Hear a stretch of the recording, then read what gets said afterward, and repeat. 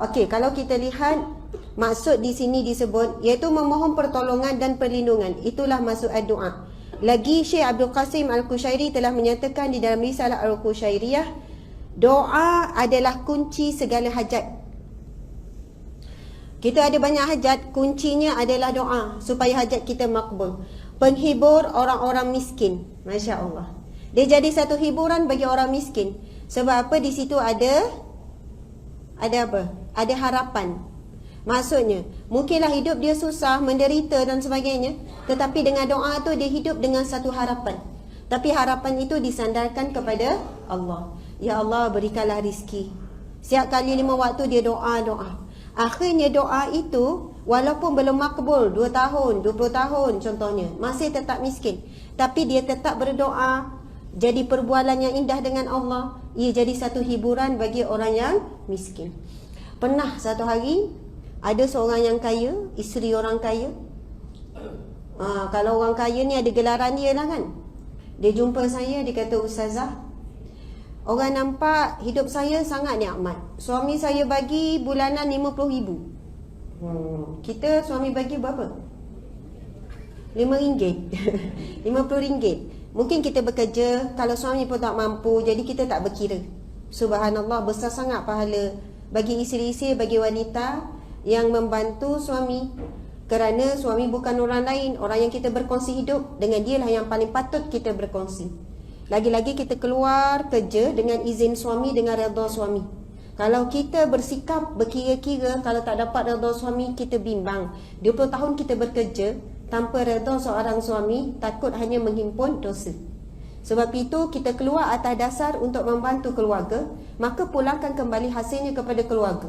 Tapi ramai mana yang lupa asas hukum dia keluar tu dengan izin suami. Kalaulah suami tak izin, contohlah, saya tak izin dah awak kerja sebab nampak macam tak berhenti pos laju datang hantar barang. Kejap Lazada, kejap Shopee, nampak membazir sangat.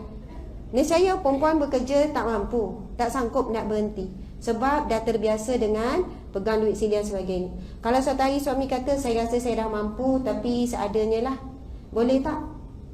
Nescaya pun tak boleh. Maksudnya kena cut sungguh bajet. Hidup boleh hidup, nak hidup boleh, tapi tak boleh apa yang kita nak. Okey, kenapa sebut situ ya? Bagi orang miskin dia menjadi satu hiburan dan sebagainya. Masya Allah. Okey, cerita pasal orang kaya tadi tu. Dapat gaji 50,000. Bukan gaji, suami bagi. Dah lebih kurang 40,000 lah. 20, 30, 50,000. Memang orang kaya sungguh lah ni, jutawan. Maksudnya ingat saya lah, ada CSI minyak, ada macam-macam bisnes lah. Kemudian dia ada anak-anak pun baik. Saya pun kenal anak dia, saya pun kenal ni, saya kenal juga suami dia, sangat penyayang, sangat baik. Kemudian dia kata, "Ustazah, apa yang saya tidak ada, orang nampak semua saya ada, dan memang saya ada semua. Apa yang saya hilang ialah kenikmatan ketika meminta dengan Allah. Sebab saya ada semua, saya tak tahu nak minta apa lagi dengan Allah. Dan kalau saya minta pun saya tak rasa apa-apa. Sebab semua itu dah ada.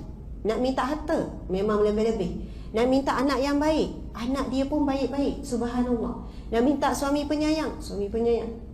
Sebab itu kadang-kadang kita lihat seronoknya dia semua ada. Tetapi dia kata, bila berdoa, lepas solat, meminta dengan Allah sekian, dia rasa macam di lidah je. Kita pula bila diuji, situ kurang, sini kurang. Bila minta tu kita akan rasa, masa itulah kita mengharap, kita cakap sungguh-sungguh dengan Allah, kita sampai pejam-pejam mata, kita minta dengan tanya ustaz macam mana doa nak mustajab, kita akan usaha lebih. Kemudian kita diuji dengan sabar, menunggu doa kita makbul. Ada orang berdoa 10 tahun, "Ustazah, kenapa doa saya tak makbul lagi?" Kisah para Nabi, kalau kita tengok Nabi Musa alaihissalam dengan Nabi Harun, kan sama-sama menghadap Fir'aun. Untuk doa makbul, menunggu Fir'aun itu dihancurkan, Allah 40 tahun menunggu. 40 tahun.